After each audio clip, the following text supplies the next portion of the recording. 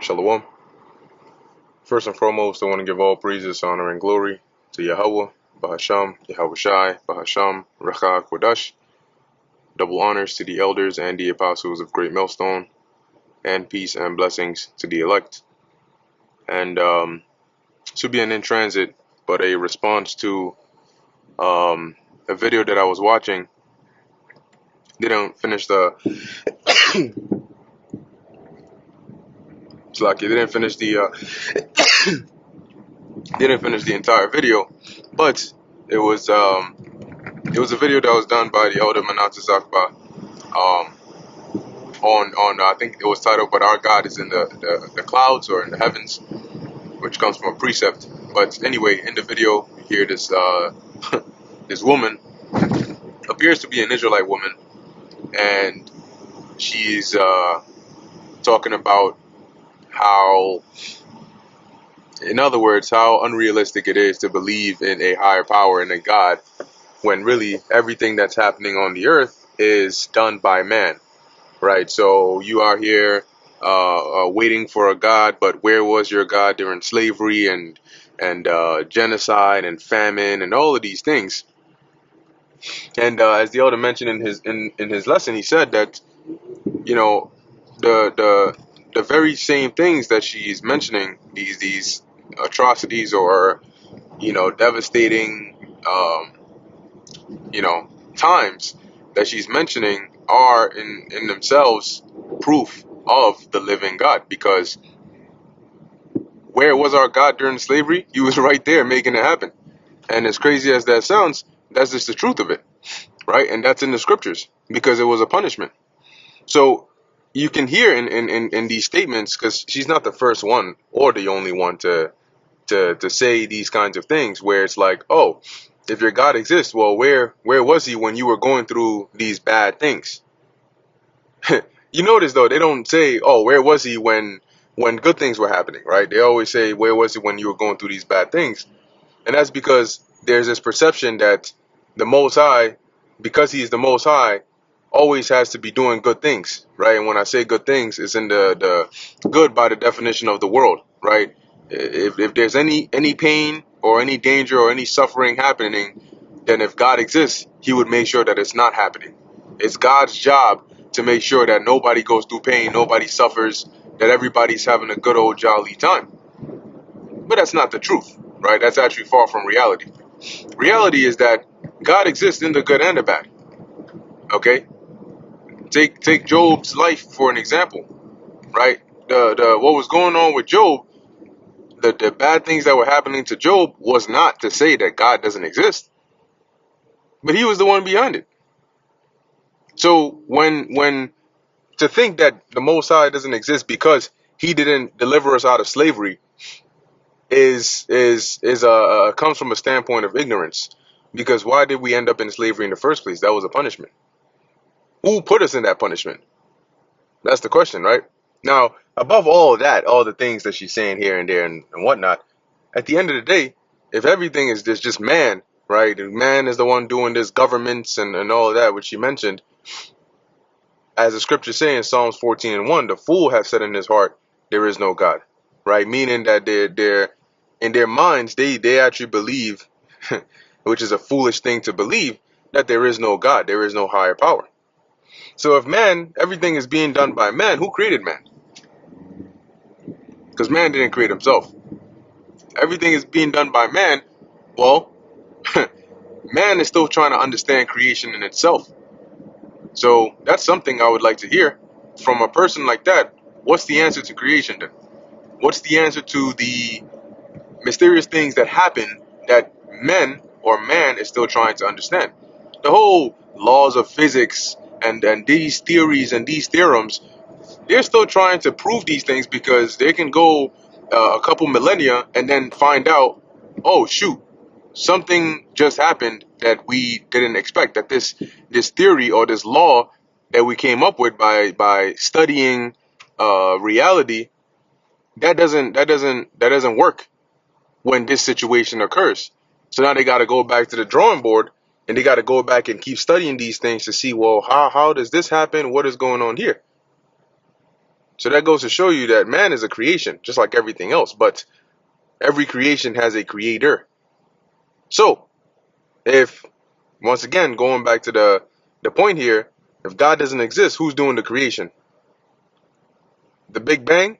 What created? Look, the concepts of particles this and particles that, it's really just another way of trying to, it's like trying to deify science, because the thing that you hear most is, right, is these two particles that collided, and then like just the layman's base, ask anybody on the street about what the Big Bang Theory is, and then they'll tell you that.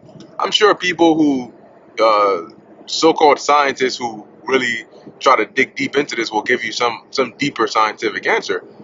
But at the end of the day, if we go with that surface level theory of two particles colliding and then creating all of these things, or things evolving over time and matter was formed, and whatever the case is, it all goes back to an origin. Where did those two particles come from? Okay, that's ultimately what it goes back to, and what you're gonna end up with is something that resembles the Most High, right? Where did the two particles come from? Oh, they were always there. Well, where did the Most High come from? Well, he was always there. So whatever you end up going back to or trying to say was the starting point, that thing or person or being is going to have to resemble one that doesn't have a beginning. And that goes back to the Most High anyway. Okay? So at the end of the day, a particle is a creation. And if it's a creation, then it has a creator. The only one without the creator is the creator. So if God, if slavery this and slavery that and this, that, and the third, that goes back to the whole concept of God has to be all good.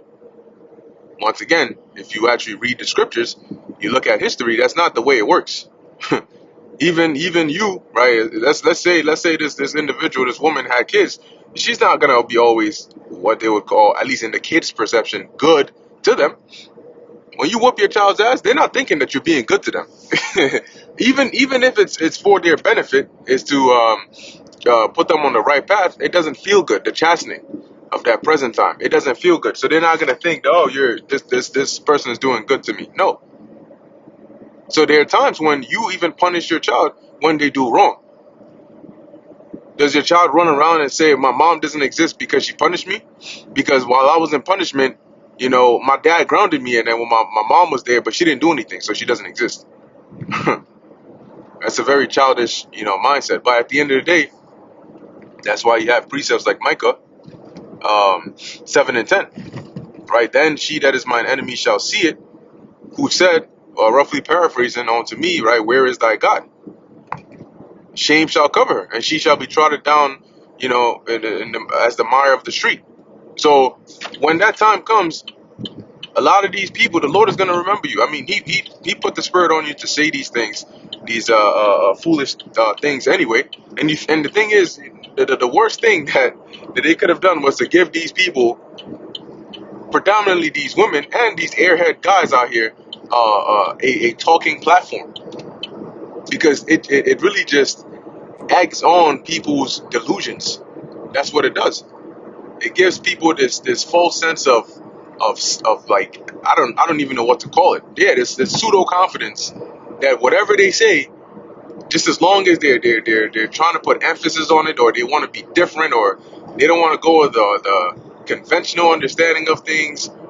They want to ask a question here and there. You ask two questions that already have sound answers to them, but because the person doesn't know what the answers are, they'll say, oh, that's deep. Oh, that video is viral. Oh, the way he said that. Oh, this person, they know what they're talking about. No, they don't. At the end of the day, they're speaking out of their own mind. They're speaking with man's wisdom. All right, and we're not dealing with man's wisdom. We're dealing with the wisdom from above, which is contained in the scriptures. But it takes the spirit of the Lord to bestow upon you, so you can understand the words in the scriptures. And it's very interesting, because that's the reason why the Bible is one of the most difficult books to understand. If a regular person picked up the Bible without being taught, and they just try to understand it, they won't. At best, they'll understand or read about the stories, oh, what happened here? Oh, this is the story of David and Goliath, and Samuel, and Saul and Elijah. But even in those stories, there are things that happen. There are spiritual aspects, prophetic overtones, undertones, all throughout the scriptures that it would completely go over their heads. In fact, there would be many parts as well that they would wonder in their minds, wait, why? But why would God do this? Or why didn't He just allow this? Or why would He, Because at the end of the day, they will be lacking that understanding. And they better not even touch the book of Revelation. Because the second they pick that up, the beast with 7, heads and 10 horns, and they're done. They're done. All right, they're done. Because the average mind cannot understand what, as the scriptures say, the carnal mind cannot receive the things that are of the spirit, roughly paraphrasing, for they are spiritual, right? They are spiritually discerned. So it's not just anybody that can get up and just, all of a sudden just start understanding what's in the book. You need to be taught. And those that are teaching you, or really those that are learning and those that are teaching, need to have the same spirit from the Heavenly Father to open up your mind, that you may understand what it is that you're reading. As Philip asked the eunuch, right, the Ethiopian eunuch, understand what thou readest, and he needed somebody to explain it to him. Okay, so at the end of the day, that's what it comes down to. So the fact that you can't just get up and just understand the words in this book shows you that this is divine wisdom.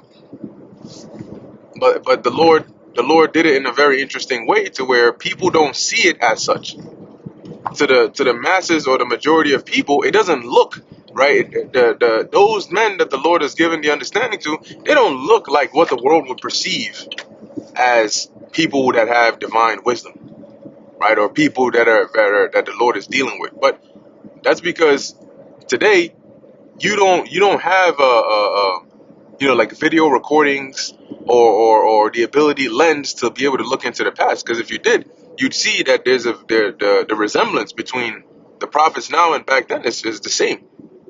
By looking at the treatments, the way they were treated, like I always say, it's only because, or mainly because, we're in the future now, that it sounds like that the prophets are so recognized, right, in the past. But when they were in their present day, they weren't as recognized, like they are today. Like the Apostle Paul, Paul this, Paul that. A lot of these so-called Christians, right? Oh, Paul's writing, Paul. Back then, people, if they were there back then, which they weren't treating him the same. They weren't treating him the same. So at the end of the day, that's what it comes down to, right? Going back to the main point of the lesson, what the woman said, which was nonsensical, right? Doesn't make sense, which is her argument of God doesn't exist because during slavery and during all these hard times, where was he? Well, he was there. And guess what? You're going to find out where he is again. When the Lord rocked Egypt back in the past, everybody found out where and who he was. And you're going to find that out again. Matter of fact, let me close it out with this. Let's see. I think this is in the book of Jeremiah. Yep, this is Jeremiah chapter 23, verse 20. The anger of the Lord Yahweh shall not turn, or shall not return, until he have executed, and till he have performed the thoughts of his heart, right? The things that he has planned. In the latter days, ye shall consider it perfectly. See? So when all hell starts breaking loose, you'll find God. You just won't find the God that you're looking for. Okay?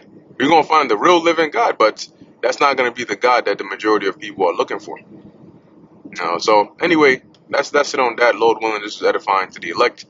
We're coming into that time when the Lord is going to put an end to all of these things. This is just an example of flood behavior, right? As the elder Yahshua put it, just as flood behavior. So this is just a matter of time before the Lord shuts it all down. All right. Anyway, closing, I want to give all praises, honor, and glory to Yahweh, Bahasham, Yahushai, Bahasham, Rakha, Kodash.